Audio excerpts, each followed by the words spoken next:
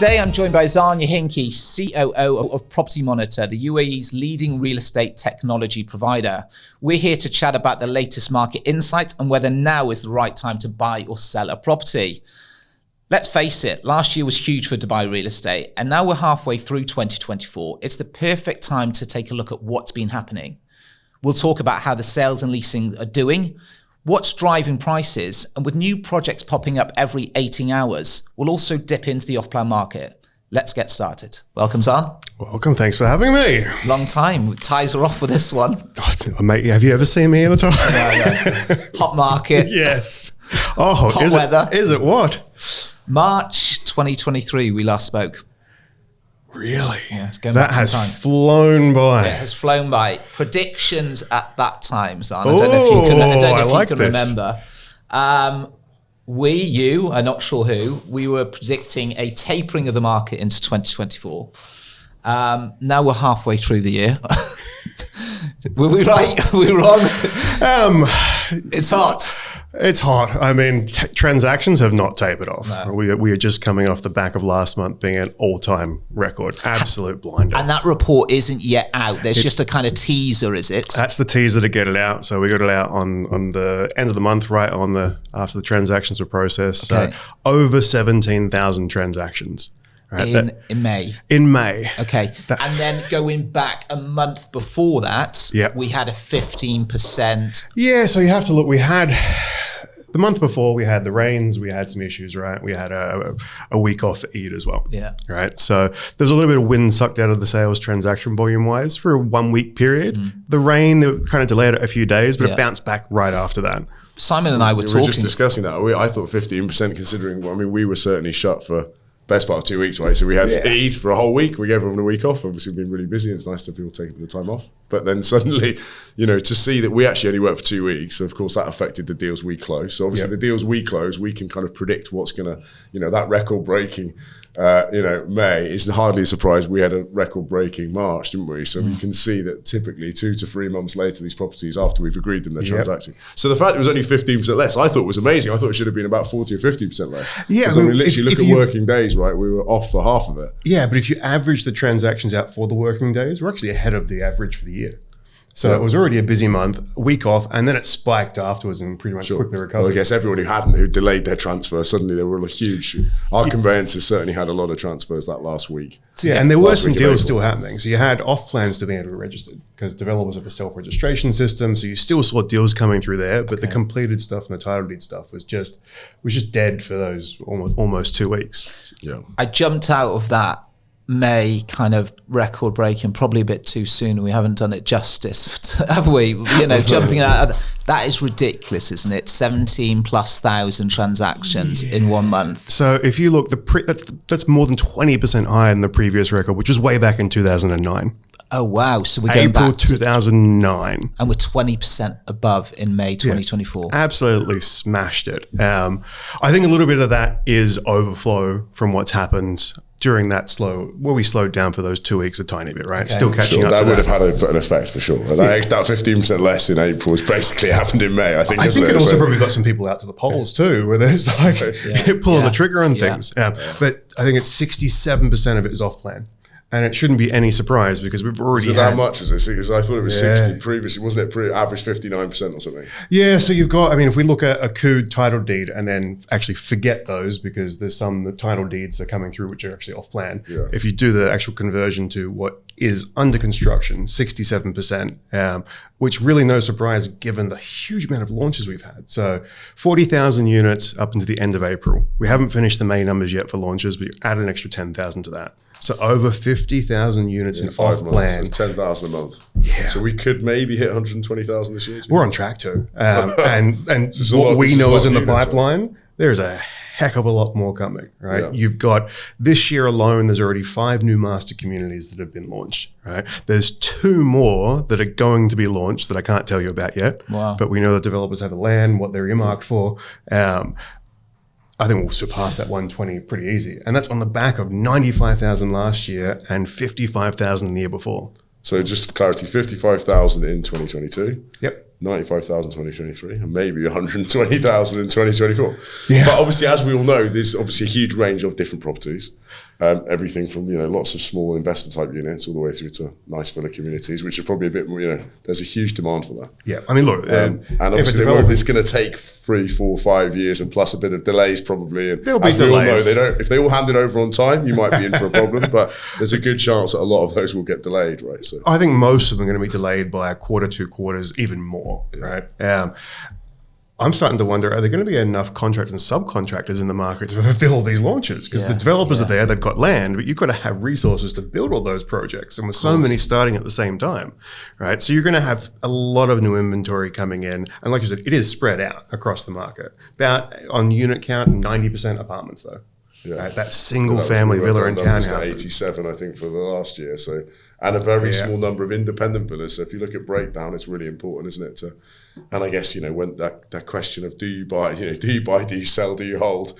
It kind of probably depends on exactly what you're looking for, what reasons you're looking for, how long you're looking to hold for, I guess. Lots of very. When we're looking at those supply numbers and we're looking at the demand, obviously there's no one better to probably delve into that because you're the data guy and you probably look at it and we've got the expectations or the vision and the doubling the population, but there is a lot of units that we're going to see handed over, probably that 2026, 2027. Yeah, it is mounting up. And if we look at population growth last year, just below 3% year-on-year growth. Okay. And it's been trending around that monthly, right? So pretty consistent growth. So 104,000 added to the net population last year. Okay. If we look at average household size in Dubai, historically, it's been well above the 4s. It's averaging around about 4.2 right now. Okay. That's probably not going to change anywhere in the next 10 years, right? Yeah. If anything, it might grow a little bit. You're seeing over enrollments in schools and that, pointing to more families, larger unit size, larger family size in the unit. So simple math, right? If you've got 100,000 people coming in, the average is 4.2, we'll round it down to 4. Yeah. Right. You need 25,000 units to cater for that. Yeah. This year alone, we're probably going to see 35,000 come on. And that's pretty consistent every year we've been seeing that, right? But when we get 3-4 years down the track, right, how is it going to be when we have 70,000 units come on or 100,000 units come on? It's unlikely we're going to have 400,000 people But I guess as well as that, though, we probably have to consider the unit mix, right? And there are more and more, as you said, 90% apartments, and the developers in the aim for ticket size are trying to sell more and more studios and one beds. So arguably, you're never going to put 4 people in a studio. Well, I hope not. Let's hope they don't. Right. So arguably, that maybe that household number does come down as you get more singles, more young people, more people living on their own. It could, but even if it doesn't, right? The market can only stay like it is for so long. Every single market has waves, ups and downs, and what pushes every market over pretty much is oversupply of some sort, right? So we're going to have excess supply come to the market at some point. You'll have a little bit of downward pressure on rents and on sales rates, but overall you're going to have a growing population. You're going to have people here. They're going to get absorbed probably at lower rates, and we'll go back through the cycle. Right? Sure. Rents will slowly go up, occupancy will change, population will catch up. There is one thing to be said, is that goal of doubling the population, we've already seen so many things by the government put in place to drive that, right? Relaxing of visas, multiple different visa types, right? Driving people here with different incentives. The pandemic being completely managed unlike anywhere else. 100% ownership, very low corporate tax, no personal tax, right? Yeah. There's all these things to keep people coming here when the rest of the world is not as great a place to live anymore. So even though you might have this big number come on, and for some point it might have a little too much supply, there's going to be so much going on behind the scenes to get that population number continuously driving up. So you're of the opinion that the population will continue growing at this pace? Yeah, I mean, 3% is healthy, right? Yeah. Is it going to double that? That's a big challenge to get to 6, right? It's not like the old days of Dubai and the UAE, but you're going to have that growth, and even 3% each year. I mean, it's like compounded interest rates. As the population gets bigger, the 3% gets bigger, right? Doesn't it, inherently? So I think that 3% is a manageable rate to maintain. They might push it up through some incentives in that to 4, but you have to look at the quality that's coming in. A lot of this population growth is through people that are spending their money here and keeping it here. Right. Not repatriating at home. Yeah. Right. So that's what you want to see. You want to see people that are moving here, investing their money here, planting roots, staying here, growing more jobs, which drives more people here, more opportunity.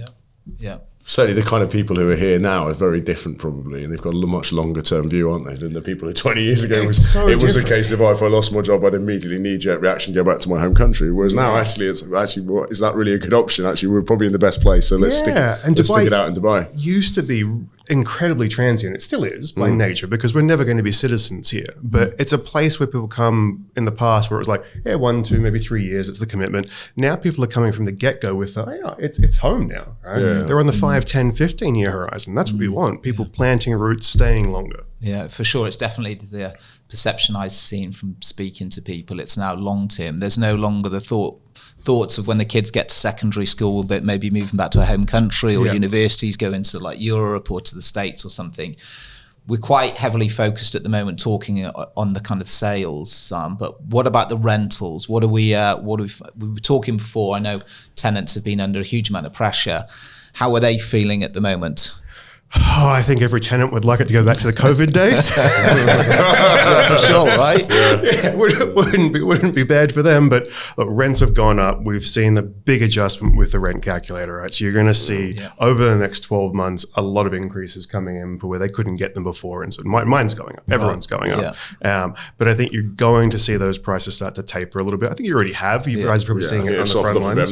And actually, some more units in the market and some lower rental rates are good for Dubai's growth, because if it gets too expensive, no one can afford to live here anymore. It's not good for any of us, right? Actually, so that's the thing. We want people to afford to live here.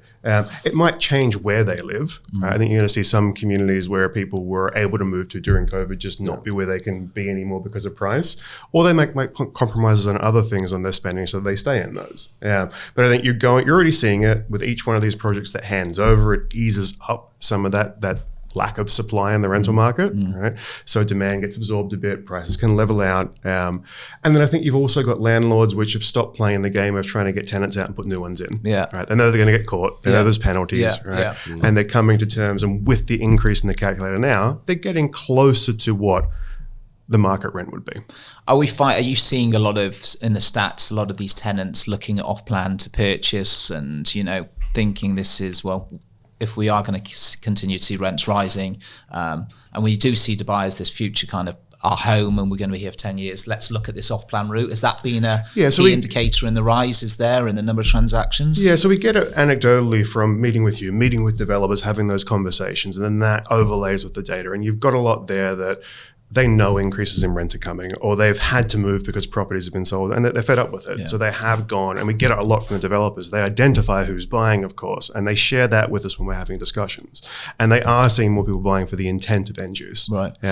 So that is part of what's driving the off-plan market, which is exactly what we want to see. We don't want to see a huge amount of speculators in the market. Do we have information and data on communities to work out where the community would be kind of 70% kind of residents would be owners and 30% tenants, or is it difficult to in established communities where the property is handed over? It's pretty easy for us to do, right? Okay. We take all the properties, we look at which ones have a JARES registered again, which ones don't, imply a vacancy rate, imply a rate that it's intentionally kept vacant for capital appreciation, and we can work out where you've got that high owner penetration.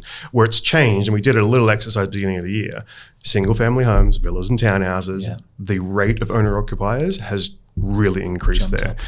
In the other communities, your big apartment communities, Marina, JLT, and the like, you're seeing it relatively probably static from what the data's saying. But in those, I think you find a lot of units that are intentionally vacant. Okay.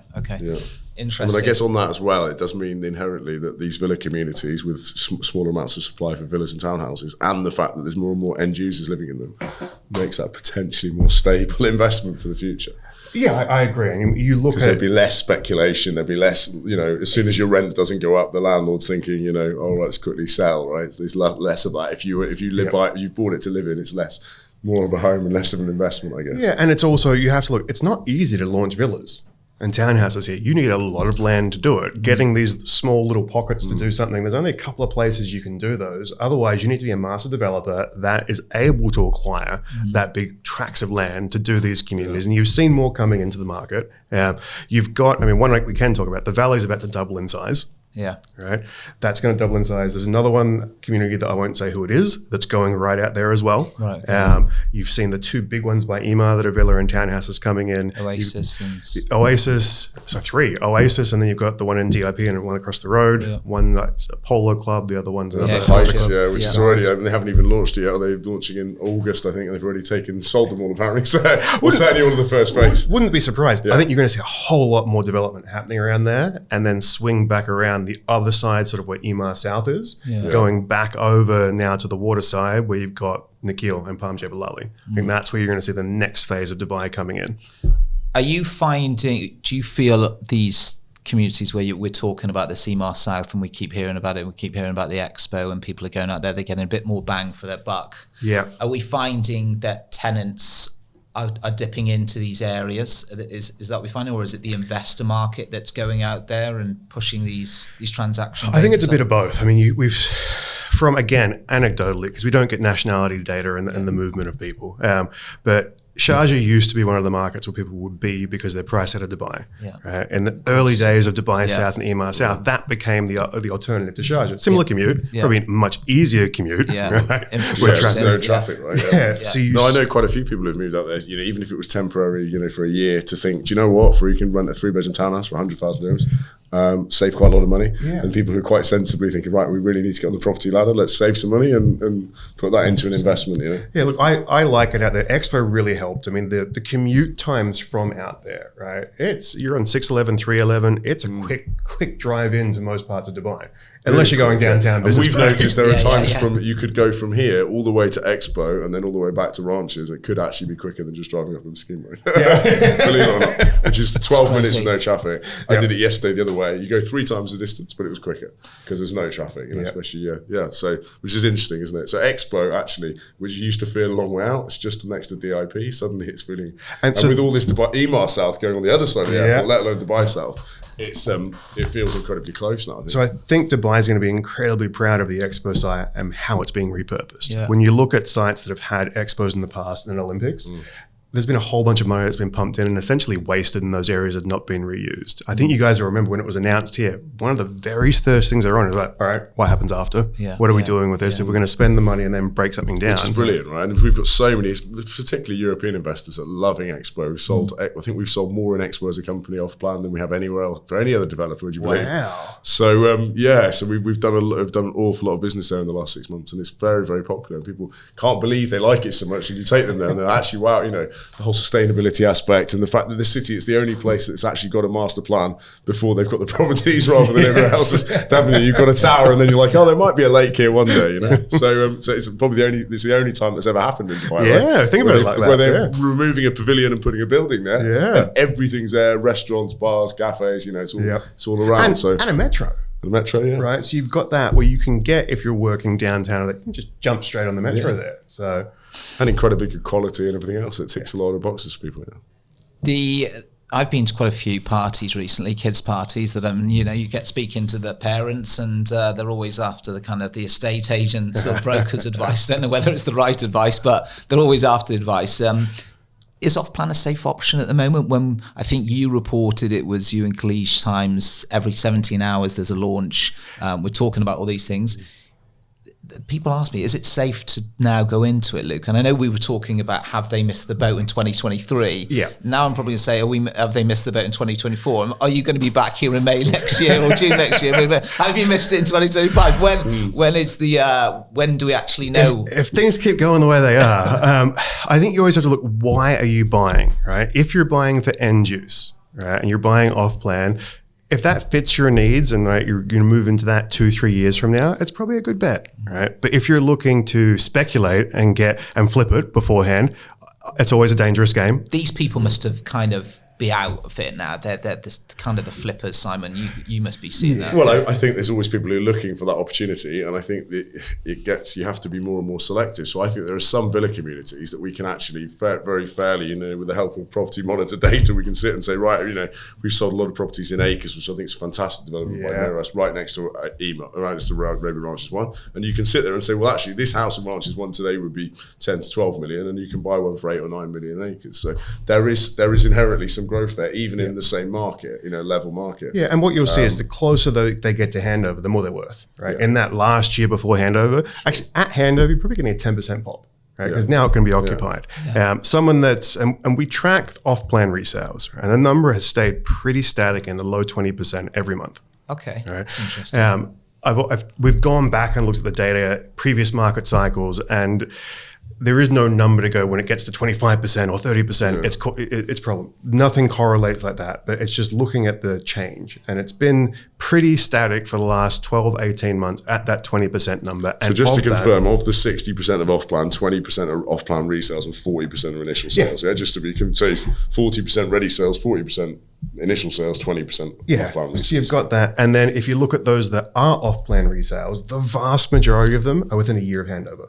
Yeah. So it's not someone that's buying with the whole mentality of, hey, let's walk down the queue and sell it to the next person, or wait 6 months. Let's be honest. I think for people who call us and say, I need to buy something and I want to sell it in 6 months, and say, well, actually, I don't think it's possible. Even for something that we've just established on an acres, or maybe an Emaar Oasis, where it will be worth 30, 40, 50% more when it's finished. However, with the fact that you're going to typically pay 50% to get the NOC to sell, the chance of us buying one today and selling it in 6 months is probably pretty slim. So that is one of the best things that developers have done, right? Emaar being the first to go, look, 50% down, 50% complete before you can resell. Yeah. Right? Others are at 30 or 40.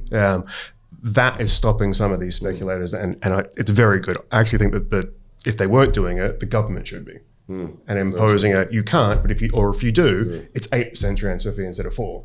Right? There needs to be something to keep that wild speculation out, because it's not good for anyone except that person that makes the quick buck.